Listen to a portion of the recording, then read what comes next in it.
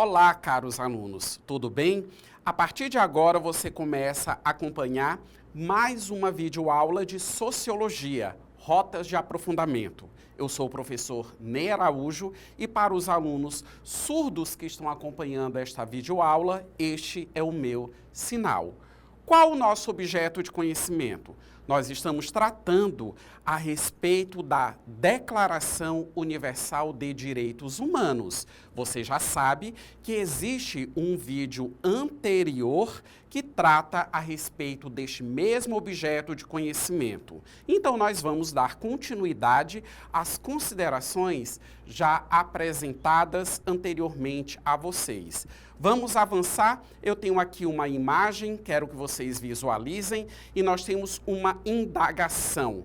Há dilemas na efetivação da Declaração Universal de Direitos Humanos? E você pode perceber que a imagem ela mostra, justamente parte das pernas de uma pessoa e existem 3 setas. Essas 3 setas elas estão apontando justamente para caminhos completamente distintos.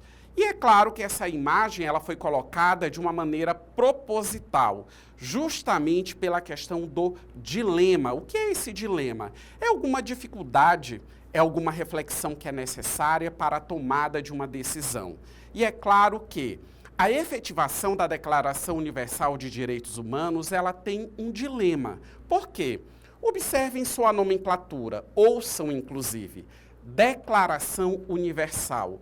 A universalidade, ela é um dos princípios que norteia esse documento.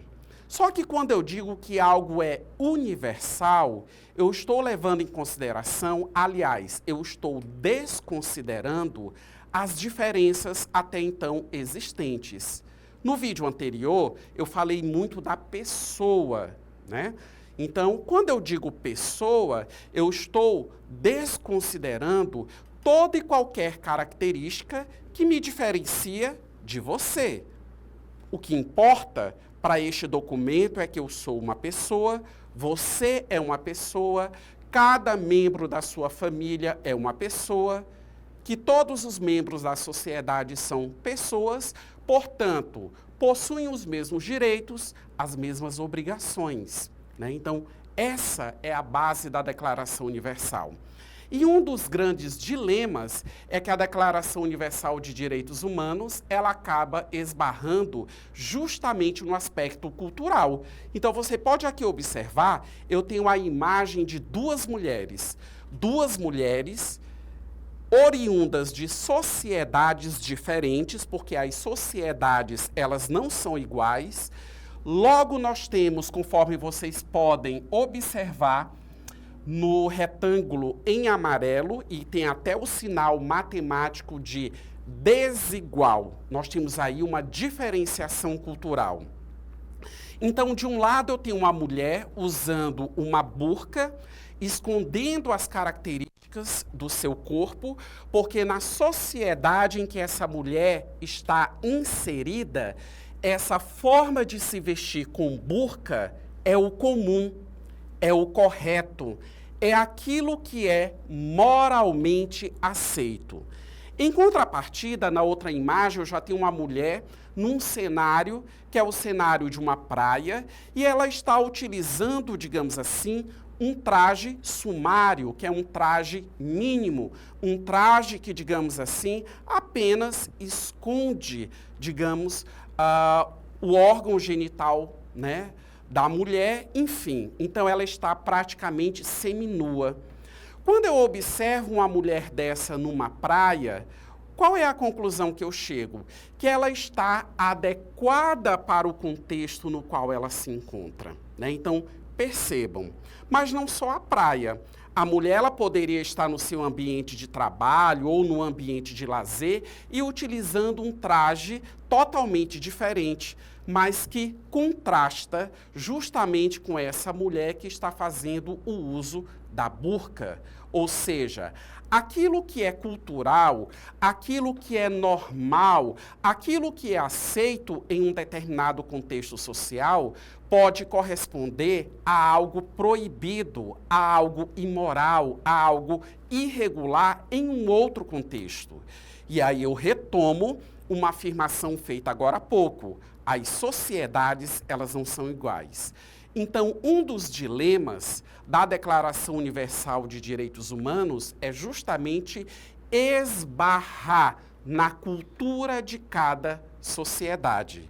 Às vezes, algumas sociedades, elas possuem ritos, elas possuem as suas peculiaridades construídas historicamente, fincadas há séculos, mas que muitas das vezes isso acaba, segundo a Declaração Universal de Direitos Humanos, correspondendo a algum tipo de violação que, no caso, está sendo, digamos assim, cometida contra uma outra pessoa. Agora eu quero que vocês visualizem esse rápido esquema em que vocês estão detectando dois conceitos. O conceito de relativismo cultural, que se diferencia do conceito de universalismo. O que é o relativismo cultural? Para aprofundar as informações que eu estou apresentando a todos vocês. O relativismo cultural é justamente você ter o olhar no sentido de perceber que as sociedades elas não são iguais. Logo, elas terão padrões de comportamento, ideologias, formas de praticar as suas crenças, uma maneira de se organizar. Os indivíduos naquela sociedade, eles também terão um trato social, ou melhor colocando, uma interação social específica e peculiar, que é referente àquele contexto que nós estamos analisando, observando. Logo, o Brasil, ele não é igual aos Estados Unidos, que não é igual à Bolívia, que não é igual ao Peru, e etc, etc. Cada sociedade é uma construção histórica. Então, isso é a vertente do relativismo cultural. E a sociedade, para reforçar, ela deve ser entendida em acordo com as características que são peculiares dela, né? Então, isso é você respeitar um outro contexto social.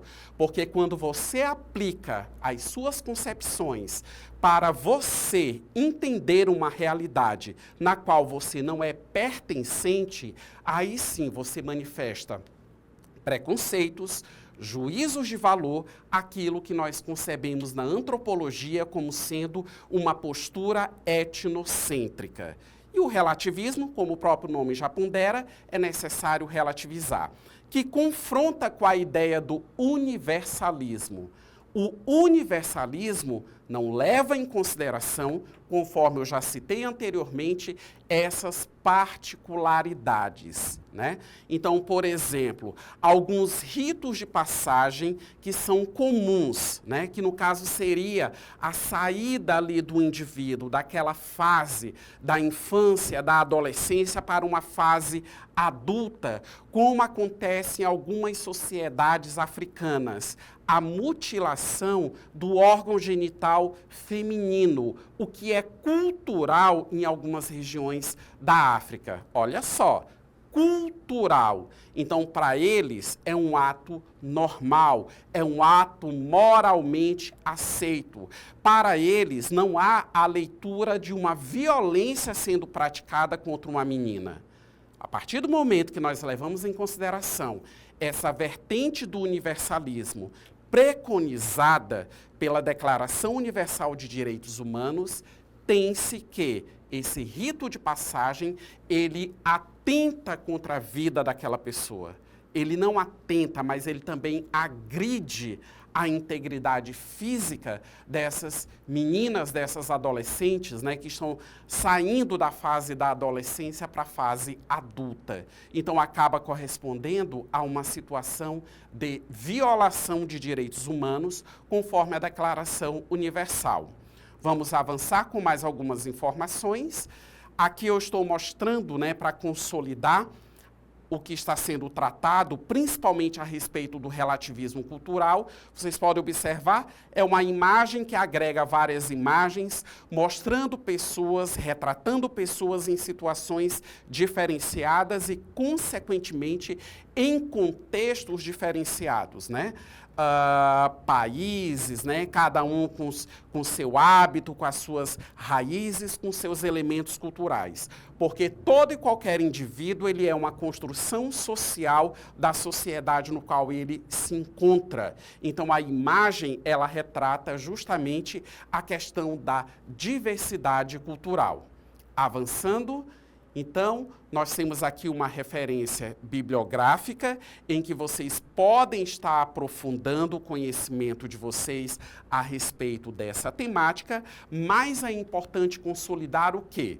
Que a Declaração Universal de Direitos Humanos, ela é um documento que reconhece direitos, né, de igualdade, liberdade a todos os indivíduos. É um documento que preza pela pessoa humana, independente da condição na qual ela se encontra. Como eu já ponderei, a dignidade da pessoa humana, a sua moral, a pessoa que você é, a pessoa que você, a construção social que você é e a integridade do seu corpo são dois princípios elementares para que a Declaração Universal de Direitos Humanos ela possa, digamos assim, ser cumprida. E conforme eu já coloquei numa videoaula anterior, ao contrário do que muitas pessoas pensam de maneira equivocada, errônea, até mesmo pela falta de aprofundamento do seu conhecimento a respeito do assunto, a Declaração Universal de Direitos Humanos, ela não é uma legislação à parte em relação àquilo que já existe no seu país. Por exemplo, muitos artigos redigidos que já estão previstos na Constituição Brasileira de 1988, eles simplesmente abraçam e consolidam os 30 artigos que estão previstos na Declaração Universal de Direitos Humanos. Por isso que nós estamos tratando da pessoa e da igualdade de direitos e deveres para todos os indivíduos. Um forte abraço a todos vocês, tchau e até a próxima videoaula.